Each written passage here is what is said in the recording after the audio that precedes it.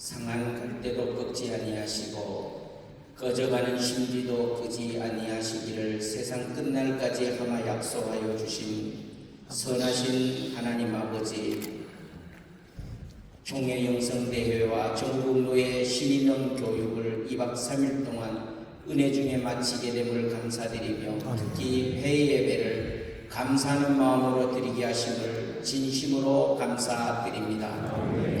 받은 은혜와 도전들 그리고 서로의 교제의 열매들을 가지고 각 지교회로 돌아가 하나님의 몸된 교회를 더 잘 섬길 수 있도록 힘을 허락하여 주시옵소서.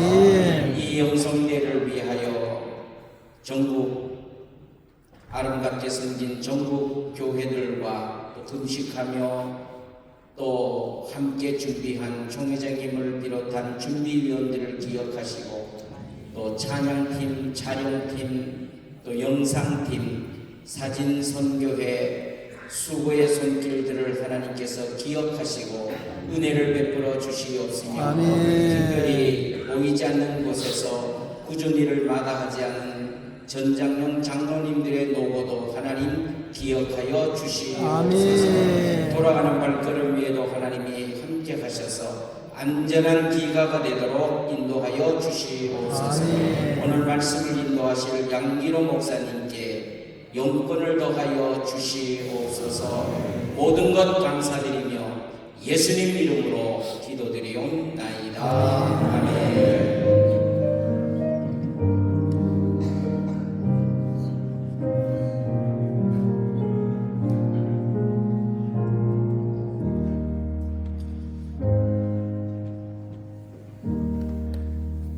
이 시간에 동원분과위원장님이신 김상호 목사님 나오셔서 성경 공독하시겠습니다.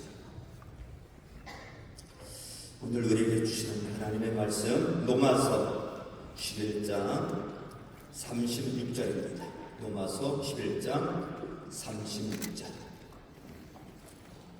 제가 공독에 올립니다. 찾으신 분들은 같이 합독하시면 좋겠습니다. 같이 합독하시죠. 시작. 이는 만물이 주에게서 나오고 주로 말미암고 주에게로 돌아가니라. 그에게 영광이 세세에 있을지어다. 아멘. 이 시간에 대전 영광교회를 섬기시면서 저희 교단 정경총회장님이신 양희로 목사님 나오셔서 오직 주께의 영광이라는 제목으로 하나님 말씀 증거하시겠습니다. 우리 박수로 할렐루야.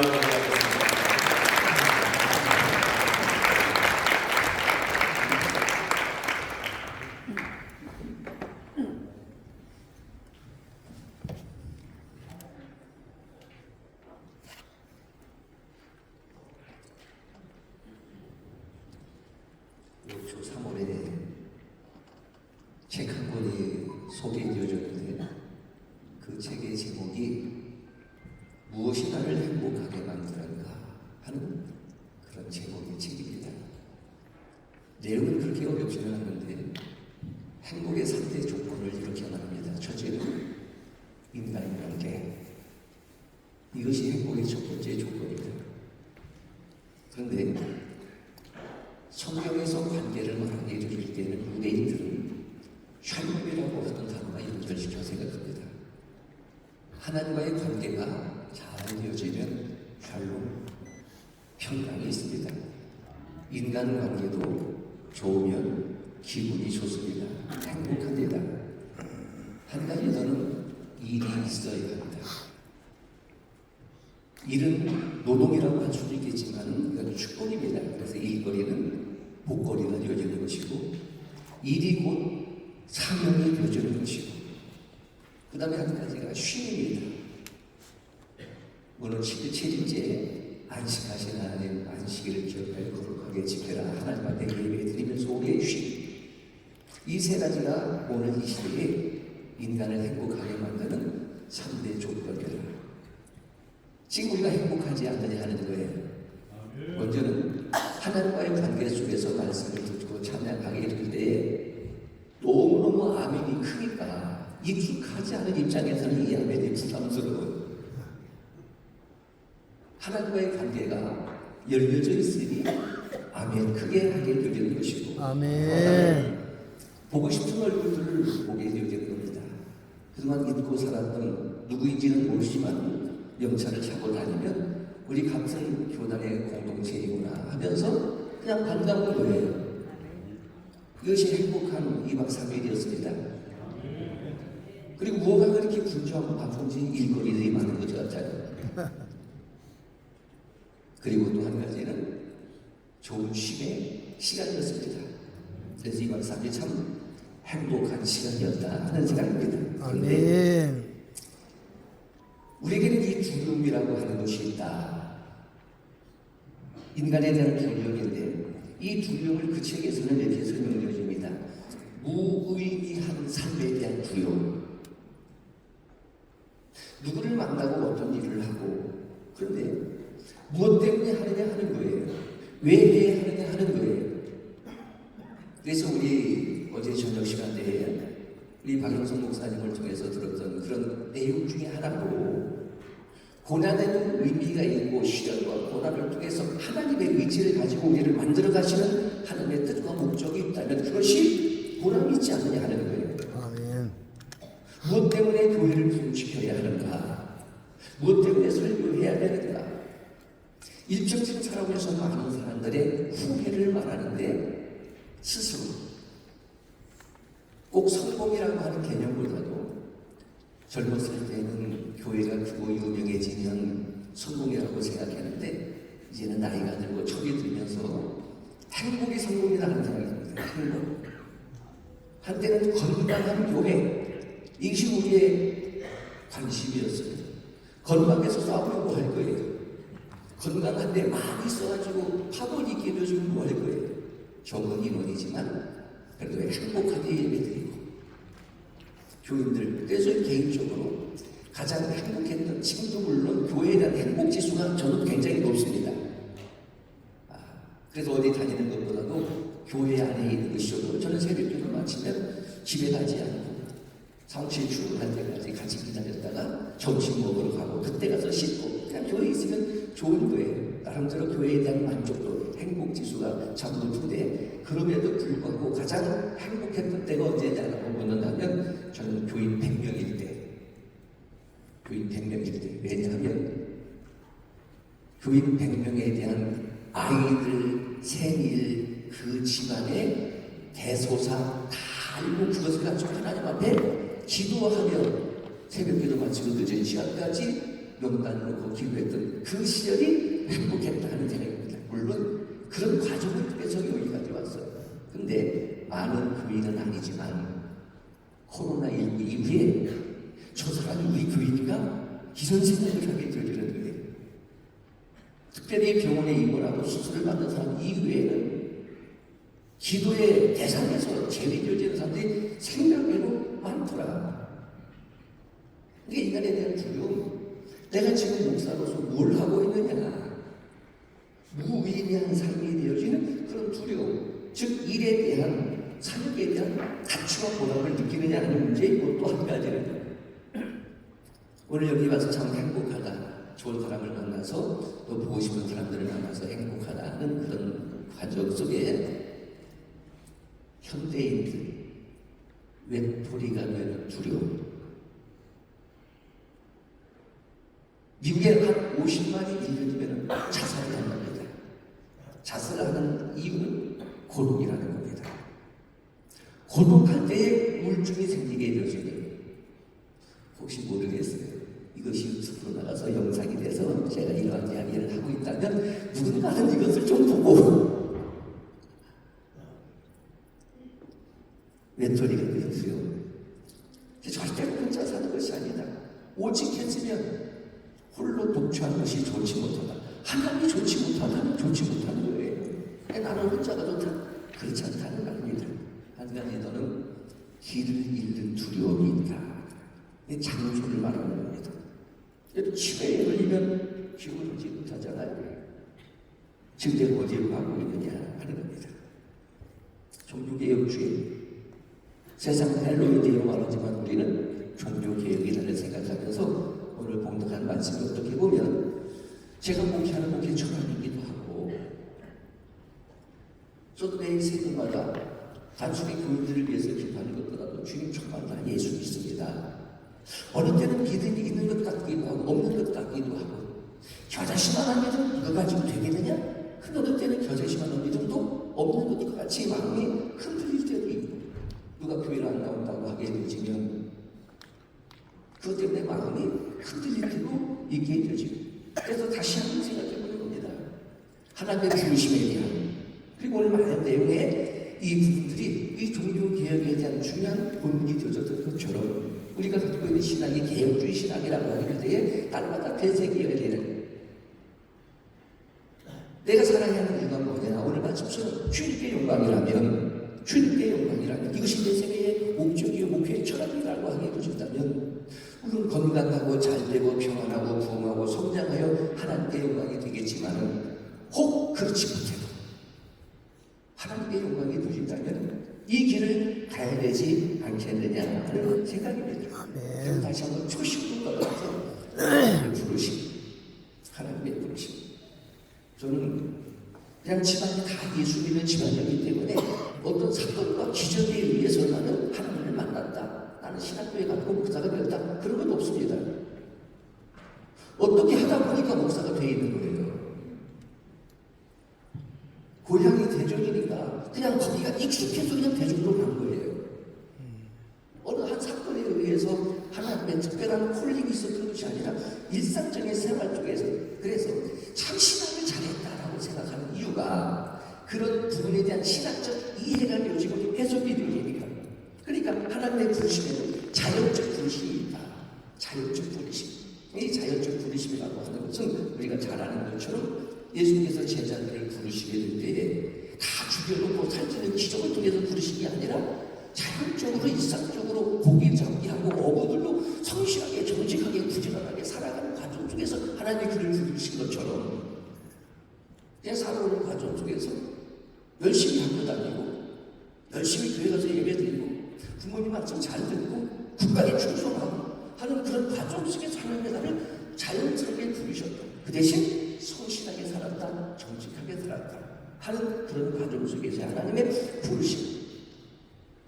그런 속에서 어제 말씀드렸던 그 말씀을 들었던 그 박영선 목사님의 이제 학교에 가야 된다, 배워야 된다는 그런 속에서 이제는 배워가면서 나이가 들고 사춘기를 겪어가면서 이제는 하나님의 말씀을 들으면서 노예가 되어져요.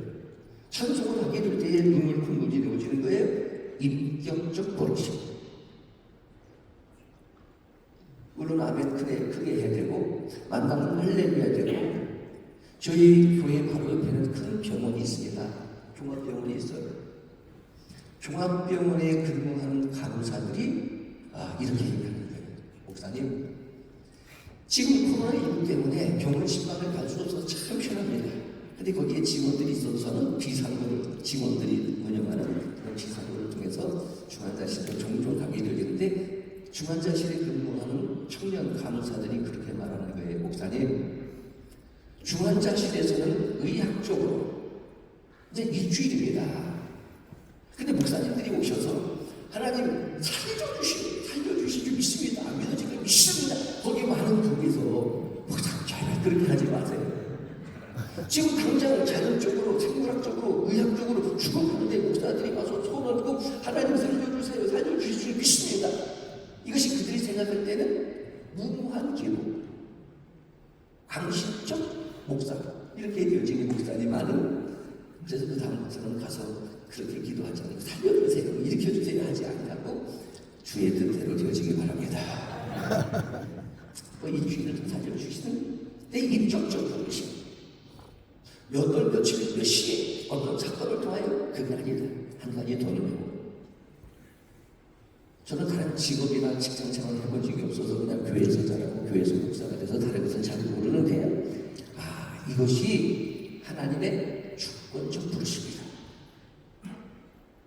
하나님의 주권적 부르심이니까 하나님의 의지, 하나님의 작전, 하나님의 예정. 그런데 나는 거절할 수가 없어요. 불가항력적 은혜. 이렇게 신학을 공부하면서 제가 살아왔던 삶에 대한 해석이 되어지니까 이해가 되고 은혜가 되고 감동이 그래서 이렇게 생각이 되어지는 거예요. 이렇게 되어져서 나는 그러면 내 인생의 골이 뭐냐? 교회가 왜 붕괴해야 하느냐라고 하는 그 골이 오늘 본문 본문입니다. 여러분 잘 아시는 것처럼 로마서는 1장에서는 11장까지는 이신칭이 이는이라고 하게 될 때에 호티 이신칭의 결론이 만물이 주에게서 나고 주로 말미암고 주에게로 돌아가면 그렇다면 그분께 영원토록 영광을 돌리는 것. 이것이 아멘이라고 하는 것이 종교개혁적인 모든 요소가 다 들어가 있잖아요. 오직 예수, 오직 믿음, 오직 은혜, 오직 성령, 오직 하나님의 영광. 이게 우리 신앙이지 않느냐 하는 거예요. 그렇다면 하나님의 이름 부르심을 받은 자로서 어떠한 능력이 있어야 된다. 이건 스스로의 몸부림입니다. 그냥 목사이고 싶은 거예요. 물론 공부를 하면서 학위라고 하는 것, 논문도 써가면서 하는 과정을 겪어서 여기까지 하지만 그래도 목사는 목사이고 싶은데 목사에게는 자, 만기 주에게서 나오고 주로 말미암고 주에게로 돌아가매라. 그렇다면 세세토록 하나님의 영광을 돌려야 하는 그런 목표의 철학과 인생이라고 하게 된다면 하나님의 주권적 신앙이요 개혁적 신앙이라고 하게 된다면 그래도 능력이 있어야 되니까 이것이 인품이라고 할 수도 있고 혹은 실력이라고 할 수도 있고 혹은 자격이라고 할 수 있는 것이 이게 목사여야 되지 않을까? 어떠한 목사의 능력을 가져야 되니까 첫째는 사건에 대한 신학화. 우리가 갖고 있는 중요한 아주 필요한 신학이 선리적 신학이다. 만물이 주로 말미암고 주에게로 돌아가며 주로 말미암고라고 하는 이 말미암는다는 것이 신학적 용어로는 이게 섭리 아니에요. 섭리. 하나님의 섭리로 인하여.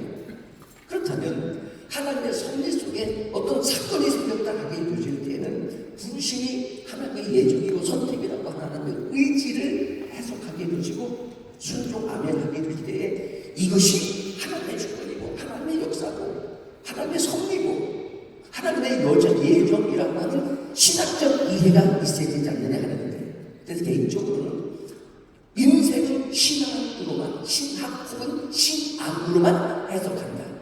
목사이기 때문에 신학을 말하지만 성도들에게는 인생은 신학으로 해석한다. 기본적인 거지만 생로 병사 뭘로 이해하고 해석할 거예요? 왜 태어나요? 왜 살아요? 왜 죽어요? 뭘로 해석할 거예요? 신학으로밖에 해석할 수가 없다. 그렇다면 일어나는 일련의 사건들 내가 이해할 수 없어도 내가 꼭 깨달을 수 없어도 이것은 하나님의 의지적 섭리다라고 해석할 수 있는 능력이 있느냐 하는 거예요. 그러니까 우리 기도 많이 해야 되고 우리 성경을 많이 읽어야 된다는 이유가 내가 기도했을 때에 하나님께서 우리에게 응답해 주시는 방법이 옛날처럼 환상을 통해서 계시를 통해서 일어나라 하시면서 찾아오신다는 거예요. 사람을 통해서 응답하시고 특별히 말씀을 통해서 응답하신다면 그 말씀을 내가 알아야 그 말씀을 응답해 주실 때에 이 말씀이 하나님의 응답이구나라고 하는 해석이 되지 않겠는가. 사람들의 만남을 통해서도 하나님의 만남이 하셨다. 새 십자가로 돌아왔다. 심지어는 상처를 갖고 교회를 떠나간다고 하는 그런 사건이 공중에 나는 새도 하나님이 먹이시고 입시는 주권적 신앙이라고 하게 된다면 그것은 무슨 의미가 있겠는가. 사건에 대한 신학화, 이런 능력이, 이런 자격이, 혹은 이런 실력이, 이런 인품이 우리에게는 필요하다. 한 가지 더. 생각, 혹은 꿈의 비전화. 생각으로 생각이 끝나면 안 된다. 그러니까 꿈을 꿈으로 끝난다면 안 되는 거예요. 이 꿈이 하나님께서 나에게 주신 어떤 환상이나 비전이나 제자들을 부르실 때에 그들에게 주셨던 비전이 뭐예요? 단순히 고기만 잡는 게 아니라 내가 너로 사람을 낳는 어부가 되리라 라는 말씀에 대한 비전. 그렇다. 나는 이런 비전을 받았다. 이런 사명을 받았다. 이게 있느냐 하는 거예요. 이런 능력이 있게 되어지느냐 하는 거예요. 그러니까 열심히 고기를 잡아야 되고 장사는 열심히 장사를 해야 되고 그런 속에서 하나님께서 나에게 주신 꿈, 생각, 환상이 하나님께 영광이 되어지는 비전, 이것이 우리 목사의 능력, 실력이 되지 않을까 하는 거예요. 한 가지 더 말씀을 드리고 싶은 것은 그러면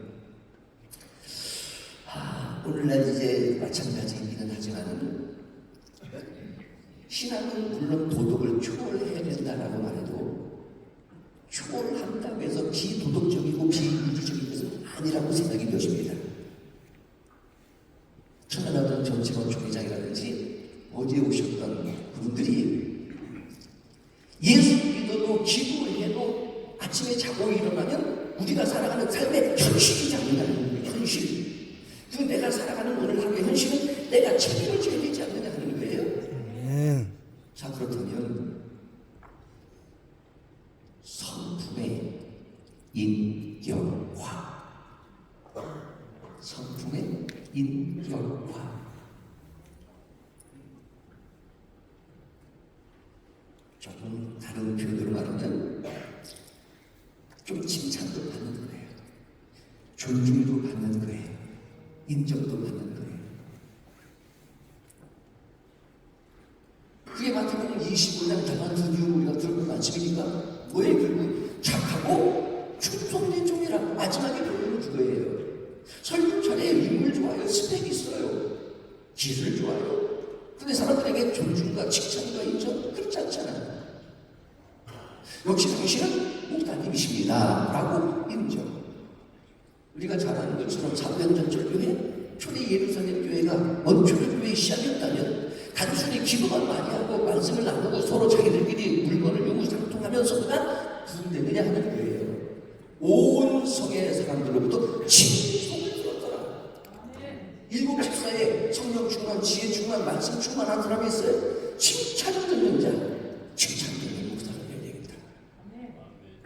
그래도 우리 교회에서 우리 목사님이 제일 예를 들면, 물론 제가 직전 총회장님의 인물을 따라갈 수는 없지만 정남중앙 외전은 목사님이 제일이든 우리 교회에서는 제가 제일입니다. 우리 교단에서는 이게 뭐예요? 성품의 인격화. 오늘 말씀으로 정리를 하고 싶습니다. 11시까지 하는 것은 내가 시간을 준하고 있기 때문에 자, 오늘 말씀 신학이 있는 목에 어려운 내용은 아니고 우리가 익히 그렇게 주장했던 건 아니겠습니까? 신학이 있는 설교 무엇 하나 해요. 왜 신학을 공부했어요? 우리 목회학교에서 신학 공부했잖아요. 그렇다면 오늘 말씀으로 결론을 내리고 싶습니다. 만물이 주에게서 나오고 주가 물론 여호와 하나님이십니다. 만물이 모든 것의 근원의 시작은 하나님이시다. 이게 창조주. 그분은 창조주이십니다. 내 생명의 근원이 되십니다. 그로 말미암고라고 하는 주에게서 나오고 주로 말미암고. 그러니까 주님이 이 세상을 지으시고 우리를 보내시고 우리를 선택하셔서 목사 되게 하셨을 때는 누구의 손 안에 있다? 내 손 안에 있다. 주로 말미암고. 그런데 어제 들었던 말씀을 조금 연결시켜 생각하게 되셨다면 기도했다고 정직하게 살았다고 설교를 잘하고 부흥시키고 지금 그렇다고 다 행복하고 건강하고 사람들로부터 존경받느냐 하는 거예요. 목사들도 암에 걸려요. 교회 부도도 나요. 망해요. 그렇게 몸을 쳤어도 교회 성장 되지 않아요. 그러면 포기하고 내버려 둘 거예요. 주로 말미암고라고 하는 것은 주님께서 그렇게 그 길을 가게 하셨다면 대표적으로 성경 66권의 최초의 성경이 욕기라고 얘기하고 있잖아요. 까닭없이 하나님이 나를 그렇게 하셔도 교회로 받으면 크든 작든 계획을 받으면 병들었든 건강하든 관계없이 하나님의 영광을 위하여 이것이 흔들림 없는 우리의 가치가 되지 않느냐 하는 거예요. 좋은 일이 있을 때, 잘 될 때, 내 마음이 맞을 때, 교회가 부흥될 때 그때만 하나님 영광 안 될 때는 이것이 중요한 이유가 개인적으로 이런 가치관을 가지고 있으니까 교인들에게도 비가 오나 눈이 오나 아프나 병원에 입원해 있어도 그래도 나와서 주의를 지키고 예배 드려야 되는 이유는 하나님의 영광을 위하여. 아멘. 내가 이렇게 함으로 사람들로부터 칭찬받고 야 대단한 목사다 대단한 믿음이다라고 하는 것은 자기 의예요. 오직 하나님의 영광을. 아멘. 마지막 결론 주에게로 돌아가라. 세상의 끝이 아니라 반드시 돌아갈 본향이고 그때 우리 어제 들었던 말씀처럼 잘나였다 착하고 충성된 종아. 기도하겠습니다. 하나님 아버지,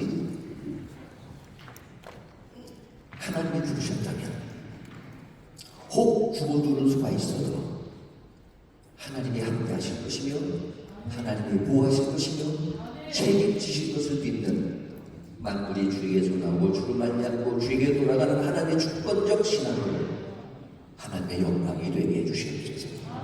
건강하고 부흥하고 잘 되어 하나님의 영광이 되어지지만 혹 그렇지 아니하여도 오직 하나님께 영광이 되게 해주시옵소서.